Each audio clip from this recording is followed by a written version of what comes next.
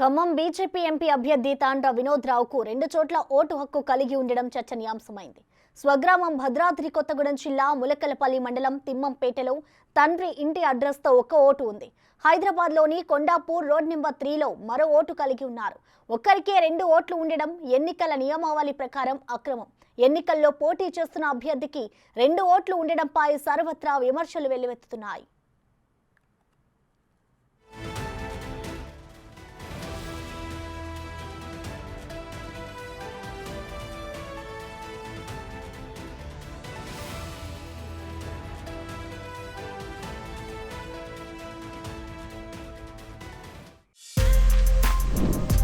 For more videos like this, subscribe Big TV channel.